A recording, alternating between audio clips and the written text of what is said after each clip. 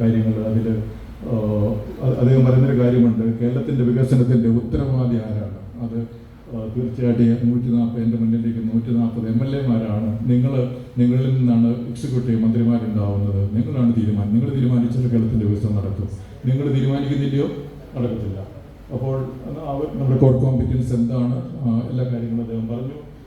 പക്ഷേ കേരളത്തിൽ 50 വർഷം കണ്ടിന്യൂസ് ആയിട്ട് MLA ആയിരുന്ന KM മാണിയും ഉമ്മൻചാണ്ടിയും പ്രതിദാനം ചെയ്യുന്ന പാലയും പുതുപ്പള്ളിയും ഒരു മോഡൽ ഓഫ് ഡെവലപ്മെന്റ് ആയോ? കുറച്ച് റോഡുകളുണ്ടായി, അല്ലാതെ എന്ത് ഡെവലപ്മെന്റാണ് അവിടെ ഉണ്ടായി? ഇപ്പം അദ്ദേഹം രാജേഷ് പറഞ്ഞതുപോലെ അൺഎംപ്ലോയ്മെന്റിന് അവിടെ സൊല്യൂഷൻ ഉണ്ടോ? ഇൻവെസ്റ്റ്മെന്റ് എന്ത് വന്നു? അല്ലെങ്കിൽ അത് വികസിത രാജ്യത്തെ പോലെ ആയോ? അവിടെ അവർ 50 വർഷം കണ്ടിന്യൂസ് ആയിട്ട് അവർ ഈ ഉത്തരവാദിത്വമുള്ള MLA-മായിരുന്നു, പല പ്രാവശ്യം മന്ത്രിയുമായിരുന്നു. Every hour spend on your weakness is an hour stolen from your strength. നിയമസഭയിലും അല്ലാതെയും ഒക്കെ അവർ ചെയ്തത് അതായിരുന്നു. ഇനി നമുക്ക് എല്ലാ കാര്യങ്ങളും ഈ റീഇൻവെന്റ് ദ വീൽ നമുക്ക് ആവശ്യമുണ്ടോ? നമ്മുടെ തൊട്ടടുത്ത സിംഗപ്പൂർ അവർ വളരെ വികസിതമാണ്. Nordic countries, Finland, Norway, Denmark, അവരൊക്കെ വളരെ വികസിതമാണ്. ഏതൊരു ഗ്ലോബൽ നല്ല കാര്യങ്ങളുടെ ഇൻഡെക്സ് എടുത്തു കഴിഞ്ഞാലും ഏറ്റവും ടോപ്പിൽ വരുന്നത് ഫിൻലാൻഡോ ഡെൻമാർക്കോ നോർവേയോ ഒക്കെയാണ്. ഡെമോക്രസി ഇൻഡെക്സ് ആയാലും, ഹാപ്പിനെസ് ഇൻഡെക്സ് ആയാലും, ക്വാളിറ്റി ഓഫ് ലൈഫ് ഇൻഡെക്സ് ആയാലും, ക്ലൈമറ്റ് എൻവയോൺമെന്റ് ഫ്രണ്ട്ലിനെസ് ഇൻഡെക്സ് ആയാലും ഒക്കെ, ആന്റി കറപ്ഷൻ ഇൻഡെക്സ് ആയാലും ഒക്കെ അവരാണ് ഏറ്റവും ടോപ്പിൽ വരിക. എന്തുകൊണ്ടാണ് അങ്ങനെ അവർ വരുന്നത്? ഒന്ന്, അവരുടെ റിസോഴ്സസ് അവർ ലിബറേറ്റ് ചെയ്യുന്നു. അവരുടെ ലീഡർഷിപ്പ് വളരെ കമ്മിറ്റഡ് ടു ദ പീപ്പിൾ. ഇപ്പോൾ നമ്മുടെ പല മുഖ്യമന്ത്രിമാരും അവർ എന്തിനോട് കമ്മിറ്റ്മെൻ്റ് ആണെന്ന് ചോദിച്ചാൽ അവർ പാർട്ടിയോട് കമ്മിറ്റ്മെൻ്റ് ഉള്ളവരുണ്ട്, പക്ഷേ എല്ലാവരോടും എല്ലാ ഗ്രൂപ്പ്സിനോടും കമ്മിറ്റ്മെൻ്റ് ഉള്ളവരായിരുന്നില്ല. സ്റ്റേറ്റിൻ്റെ എല്ലായിടത്തും വികസനം എത്തണമെന്നില്ല. ഇപ്രാവശ്യത്തെ നമ്മുടെ വൈറ്റ് പേപ്പർ തന്നെ കണ്ടു, കിഫ്ബിയുടെ ഫണ്ടിങ് ഏറ്റവും അധികം പോയത് ഒരു ജില്ലയിലേക്കാണ് എന്നുള്ളതൊക്കെ നോക്കണ്ട്, എല്ലാ പ്രദേശത്തേക്കും വരുന്നില്ല. അപ്പോൾ അങ്ങനെയുള്ള കുറേ പ്രശ്നങ്ങൾ നമ്മുടെ ഇവിടെ ഉണ്ട്. പക്ഷേ ആ രാജ്യങ്ങളിലുള്ള ലീഡേഴ്സ് അവർ എല്ലായിടത്തേക്കും ആ വികസനം എത്തിക്കുന്നു. നമ്മുടെ ഇവിടുത്തെ ആൾക്കാർ ക്രൈസിസ് പ്രിവെൻഷൻ ഫോക്കസ്ഡ് ലീഡേഴ്സാണ്. എവരിവൺ ലവ്സ് എ കലാമിറ്റി എന്ന് പറഞ്ഞ ടൈപ്പല്ല. നമ്മുടെ ഇവിടുത്തെ നേതാക്കൾക്ക് ഒരു വെള്ളപ്പൊക്കം ഉണ്ടായാൽ ഇഷ്ടമാണ്. പി സായിനാഥിൻ്റെ ഒരു ബുക്കാണ് എവരിവൺ ലവ്സ് എ, ഇന്ത്യൻ എക്സ്പ്രസ്സിലെ ജേർണലിസ്റ്റായിരുന്നു. അപ്പോൾ നമ്മുടെ ഇവിടുത്തെ നേതാക്കൾ ഇപ്പോഴും എവരിവൺ ലവ്സ് എ കലാമിറ്റി ടൈപ്പായിട്ട് തന്നെയാണ് പോകുന്നത്. പ്രിവെൻഷൻ ഇല്ല, ഫയർ പ്രിവെൻറ്റ് ചെയ്യേണ്ട, ഫുഡ് ക്വാളിറ്റി അത് പ്രിവെൻറ്റ് ചെയ്യേണ്ട, അതുപോലെ കറപ്ഷൻ പ്രിവെൻറ്റ് ചെയ്യേണ്ട, അങ്ങനെ പ്രിവെൻഷൻ അല്ല നമ്മുടെ കാര്യം. ഇനി പഞ്ചായത്തുകൾ കേരളത്തിലെ, ഇന്ത്യയിലെ മോസ്റ്റ് മൈൻഡ് സെറ്റ് ഉണ്ട്.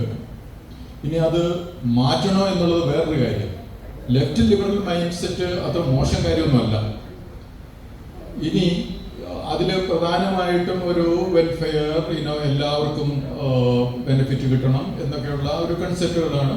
പക്ഷെ അത് തീർച്ചയായിട്ടും നമ്മളുടെ സബ്കാ വികാസ് എന്ന് പറയുമ്പോൾ തീർച്ചയായിട്ടും നമ്മളുടെ നരേന്ദ്രമോദിയുടെയും അല്ലെ BJPയുടെയും ലക്ഷ്യം സബ്കാ വികാസ് തന്നെയാണ്. അത് ലെഫ്റ്റ് ലിബറൽ അപ്രോച്ച് തന്നെയാണ്. അതുകൊണ്ട് നമ്മൾ ലെഫ്റ്റ് ഐഡിയോളജി കാൾ മാർക്സിന്റെ അതോ ഇന്ന് നമ്മുടെ CPM ഇവിടെ പറയുന്ന വാചക കസരത്തുകളോ ഒന്നുമല്ല. നമ്മൾ ആക്ച്വൽ ആയിട്ടുള്ള സബ്കാ വികാസ് എന്ന് പറയുന്ന ആ ഒരു കൺസെപ്റ്റ് അത് തീർച്ചയായിട്ടും നമ്മളത് മുന്നോട്ട് കൊണ്ടുപോകണം. അതിൽ പ്രധാനമായിട്ടും സോഷ്യൽ ഡെവലപ്മെന്റ് നടക്കണം. അത് മാത്രം നടന്നാൽ പോരാ, എക്കണോമിക് ഡെവലപ്മെന്റ് നടക്കണം. അതുപോലെ എൻവയോൺമെന്റലായിട്ടുള്ള ഒരു കൺസർവേഷനോ അല്ലെങ്കിൽ ആ ഡെവലപ്മെന്റ് നടക്കണം, ലീഗൽ ഡെവലപ്മെന്റ് നടക്കണം, ടെക്നോളജിക്കൽ ഡെവലപ്മെന്റ് നടക്കണം, പൊളിറ്റിക്കൽ ഡെവലപ്മെന്റ് നടക്കണം. ഇതെല്ലാം കൂടെ ഹാർമോണിയസ് ആയിട്ട് ഒരു ബാലൻസിൽ മുന്നോട്ട് പോയി കഴിഞ്ഞു കഴിഞ്ഞാൽ തീർച്ചയായിട്ടും ലെഫ്റ്റ് ലിബറലിസം ഒരു മോശം കാര്യമില്ല. അവരും വേണം, തീർച്ചയായിട്ടും ആ അപ്രോച്ചും വേണം, ആ ഐഡിയോളജിയും വേണം. നമുക്ക് കേരളത്തിൽ മാത്രമല്ല ഇന്ത്യയിലും വേണം, എല്ലായിടത്തും വേണം എന്നുള്ളതാണ് എൻ്റെ ഒരു കാഴ്ചപ്പാട്.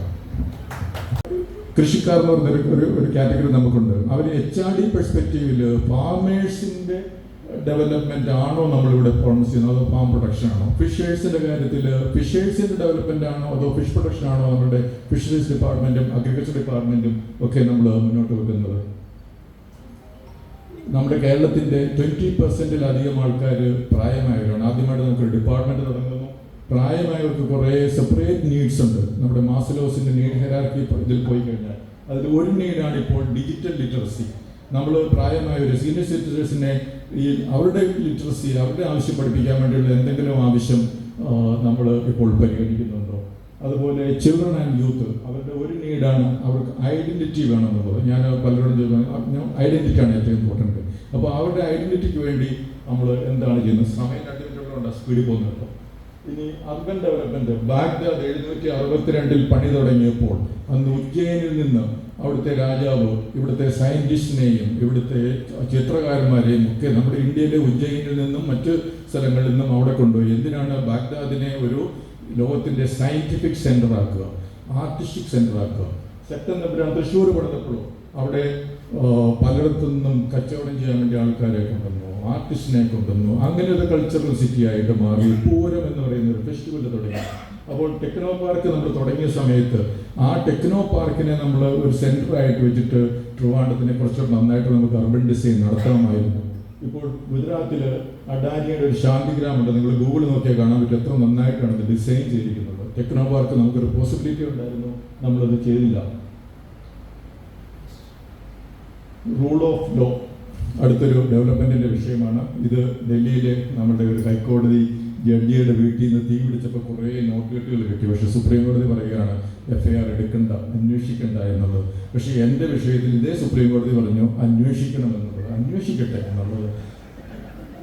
ഇനി ഡെവലപ്മെൻറ്റ് അത് മൈറ്റ് ഈസ് റൈറ്റ്. ഇപ്പോൾ നമ്മൾ അർജുൻ ആയെങ്കിൽ വരെ നമ്മളെ വെല്ലുവിളിക്കുന്ന ഒരു അവസ്ഥയിലേക്ക് നമ്മൾ എത്തിയിരിക്കുന്നു. ഇനി സൊല്യൂഷൻ, ഈ 4 ആക്ഷൻ ഫ്രെയിംവർക്ക് ബ്ലൂ ഓഷൻ സ്ട്രാറ്റജിയുടെ, അതായത് നമ്മൾ പലതും സ്റ്റോപ്പ് ചെയ്യണം, ചിലത് സ്റ്റാർട്ട് ചെയ്യണം, ചിലത് റെഡ്യൂസ് ചെയ്യണം, ചിലത് ഇൻക്രീസ് ചെയ്യണം എന്നുള്ള 4 ആക്ഷൻ ഫ്രെയിംവർക്കിൽ നമ്മൾ പറയുകയാണ്. അത് ക്യാരിയിങ് കപ്പാസിറ്റി എന്ന് പറയുന്നൊരു കൺസെപ്റ്റ് ഉണ്ട്. അതനുസരിച്ച് കൺസ്ട്രക്ഷൻസ് ഇന്ത്യയിൽ നമ്മളിവിടെ പാടുള്ളൂ. അതുപോലെ ബഡ്ജറ്റ് ഹെഡ്സ് കുറയ്ക്കുക. ഇപ്പോൾ എത്രയോ ബഡ്ജറ്റ് ഹെഡുകളാണ് നമുക്കുള്ളത്, ഓരോ ഡിപ്പാർട്ട്മെൻറ്റിനും പറയണം. അതിനൊരു 10 ബഡ്ജറ്റ് ഹെഡ് അതിൽ ഫോക്കസ് ചെയ്യുക, അത് ഡിക്രീസ് ചെയ്യുക. പുതിയ വെഹിക്കിൾ രജിസ്ട്രേഷൻ സ്റ്റോപ്പ് ചെയ്യുക, അത് അഗൈൻസ്റ്റ് ഡീ രജിസ്ട്രേഷൻ മാത്രം ചെയ്യുക. അങ്ങനെ റോഡിന് വീതി കൂട്ടേണ്ട ആവശ്യം ഉണ്ടാകുന്നു. ഇല്ലെങ്കിൽ നമ്മൾ സ്ഥിരം ഇങ്ങനെ ജീവിതകാലം മുഴുവൻ റോഡിന് വീതി കൂട്ടുന്നു, ഫ്ലൈ ഓവർ വരുന്നു. ഇങ്ങനെ ഈ ഇൻഫ്രാസ്ട്രക്ചർ ഒരു സ്റ്റേബിൾ അല്ലാതെ, സ്റ്റെബിലിറ്റി ഇല്ലാത്തൊരവസ്ഥയിൽ നമ്മൾ പോയിക്കൊണ്ടിരിക്കും. അതുപോലെ ഈ ട്രാൻസ്പെറൻസി ഇൻക്രീസ് ചെയ്യുക, കറപ്ഷൻ കുറയ്ക്കുക, റൂൾ ഓഫ് ലോ കൂട്ടുക, അങ്ങനത്തെ കുറേ കാര്യങ്ങൾ ആണ് നമ്മൾ മുന്നോട്ട് പോയി കഴിഞ്ഞാൽ നമുക്കിവിടെ കേരളത്തിൽ ഇൻവെസ്റ്റ്മെൻറ്റ് കൂടുതൽ വരും. ഇവിടെ പഠിക്കുന്ന പിള്ളേർ ഈ ഡെവലപ്ഡ് രാജ്യമായ ജർമ്മനിക്കോ കാനഡയ്ക്കോ അങ്ങോട്ട് പോകത്തില്ല. കാരണം ഇവിടെയും നല്ല ക്വാളിറ്റി ഓഫ് ലൈഫ് ഉണ്ടാകും, ട്രാൻസ്പെറൻസി ഉണ്ട്, നല്ല ഗവേണൻസ് ആണ്, ഇവിടെ നല്ല സുന്ദരമാണ് എന്ന് ടാലൻസിന് തോന്നുമ്പോൾ അവരിവിടെ നിൽക്കും. ആ ടാലൻസ് നമ്മുടെ പ്രദേശത്തെ വീണ്ടും വീണ്ടും വികസിപ്പിക്കും. നമുക്ക് ഇവിടെ എംപ്ലോയ്മെൻറ്റ് ജനറേഷൻസ് ഉണ്ടാവും, കൂടുതൽ സ്റ്റാർട്ടപ്പ് ഉണ്ടാവും. ഇതാണ് എൻ്റെ പെർസ്പെക്റ്റീവിലുള്ള ഒരു വികസന കാഴ്ചപ്പാട്. ഇവിടുത്തെ ഡെവലപ്മെന്റ് എന്ന് പറയുന്ന ഒരു പ്രക്രിയ വിജയിക്കുമോ? അതിനെന്താണ് പരിഹാരം?